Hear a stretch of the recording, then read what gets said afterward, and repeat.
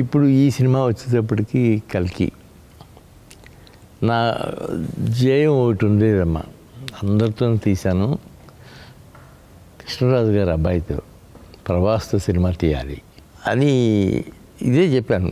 నాగి నువ్వు ఆలోచించే స్క్రిప్ట్లో ఎక్కడన్నా ఒకటి ప్రభాస్కి వస్తుందేమో చూడు అని. అదే అనుకుంటున్నాను మావయ్య. నేను ఒక 4 ఏళ్ళ నుంచి నా స్క్రిప్ట్ ఒకటి మైండ్లో ఉండిపోయింది మహానటి తర్వాత, ఇప్పుడు దాన్ని తీసి పొదలు పెడతాను అని చెప్పారు. కథ రెడీ మావయ్య గారు ఒకసారి వింటారా అని వినిపించాడు. అమోఘం, దీని గురించి ఎదురే ఉంది, వెళ్ళి ఆయనతో చెప్పి చూపుడు అని చెప్పాను. అట్లాగే వెళ్ళాడు, చెప్పాడు. ఆయన వెంటనే యాక్సెప్ట్ చేశారు.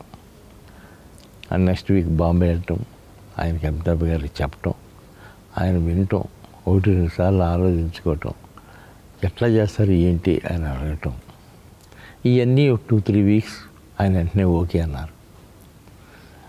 ఆ తర్వాత ఎప్పటికో కానీ షూటింగ్ స్టార్ట్ అయిన తర్వాత కమల్ హాసన్ గారి గురించి ప్రపోజల్ రాలేదు. అప్పుడు ఆఖరిలో వచ్చినప్పుడు ప్రపోజల్ ఆయన కూడా వెంటనే దాదాపు 2 months టైం తీసుకున్నారు ఆయన, కమల్ హాసన్ గారు తీసుకుని ఆయన వెంటనే ఓకే చేశారు. అంటే ఆయన నెగిటివ్ క్యారెక్టర్ ఉంది కదా నా దాంట్లో, ఎట్లా వస్తుంది ఏంటి అని ఆలోచించి ఆయన కూడా వెంటనే ఓకే చేశారు. వాళ్ళ పొద్దున్న సినిమా చూస్తూ ఉంటే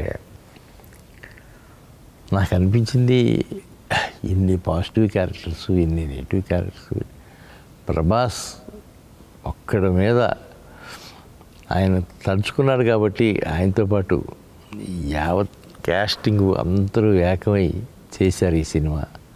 hats off to him. Sir, అది అంటాం కదా, యూనివర్స్ మనం ఏదైనా ఒక బృహత్ కార్యాన్ని తలపెడితే మనకి తెలియకుండానే మనం కేవలం నిమిత్త మాత్రం అయిపోతాం, దాని అంతటా అది చక్రం నడిపించేసుకుంటుంది అని. కల్కి 2898 AD is India's pride sir. ఇది this is a visual treat, నా భూతో నా భవిష్యత్, ఇంటర్నేషనల్ స్టాండర్డ్.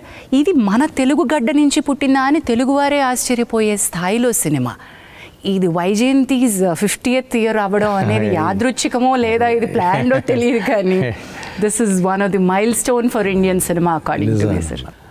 ఆవిడకి వెళ్ళి చెప్పారు, ఆవిడ వెంటనే ఓకే చేశారు. కథ వెంటనే ఈ భలే కథ అండి, ఇది మీరు బాగా ఆలోచించారు, నేను చేస్తాను, చెయ్యాలి ఈ సినిమా. ఇట్ ఈస్ ట్రూలీ మా అందరి, ఇన్ఫ్యాక్ట్ భారతీయ సినిమాకి ప్రైడ్ అని చెప్పినట్టుగా దిస్ ఇస్ అన్ అమేజింగ్ ఫీటే.